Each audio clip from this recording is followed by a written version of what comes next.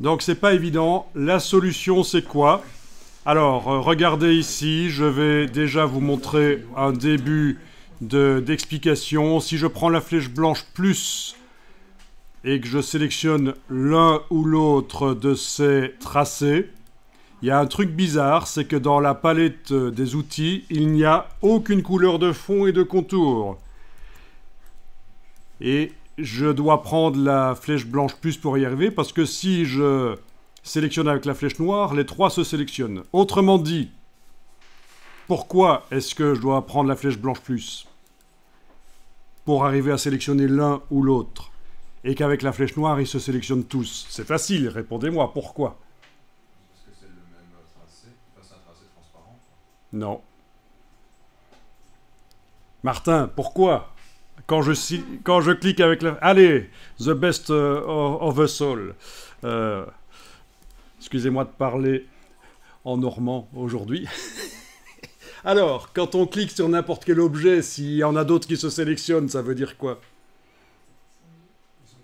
Ils sont groupés! Exactement.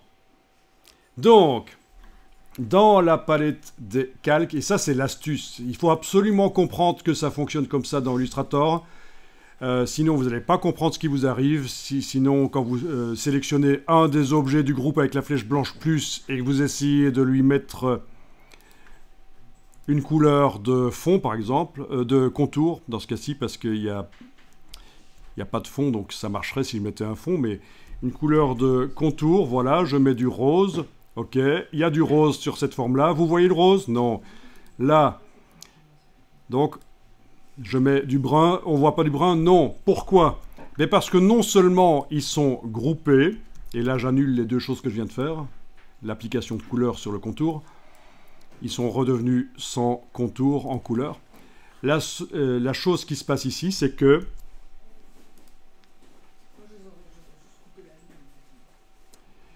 l'aspect a été mis sur le groupe et les objets à l'intérieur du groupe, c'est celui-ci en fait ce que je montrais, les objets à l'intérieur du groupe n'ont pas de couleur. Ils attrapent la couleur qu'on a mise sur le groupe. Et ça, c'est une grosse erreur dans Illustrator quand on est débutant et qu'on n'a pas compris ça. C'est qu'on met une couleur sur des objets, mais on commence à chipoter, à mettre aussi des couleurs sur les groupes. Alors les objets, ils reçoivent à la fois la couleur qu'on a mise sur eux et la couleur qu'on a mise sur le groupe. Et on ne comprend pas ce qui se passe. Donc attention à ça. Dans Illustrator, soit vous mettez, même quand vous les groupez les objets, vous mettez les couleurs sur les objets et pas sur le groupe. Ou alors à l'inverse, vous mettez les couleurs seulement sur le groupe et pas sur les objets. Et l'avantage de faire donc les couleurs sur le groupe, donc le contour, oui, parce que évidemment vous aviez compris qu'on avait affaire à, sur le groupe, un contour avec 20 points d'épaisseur ici, noir, et par-dessus, sur le même vecteur, en fait, les vecteurs reçoivent également un contour orangé moins large. C'est pour ça qu'on obtient ça. Donc voilà l'astuce. Voilà comment vous allez pouvoir faire des cartes routières d'invitation, sur des cartons d'invitation, etc. Ah oui, et bien évidemment, si on déforme d'une manière ou d'une autre les formes, vu que c'est deux contours sur la même... ça marche. Hein. Voilà. Comme ça, vous connaissez l'astuce. C'est sur le groupe qu'on met... l'effet de double contour. Voilà, voilà. À l'intérieur, les objets n'ont pas d'attributs de contour et de fond.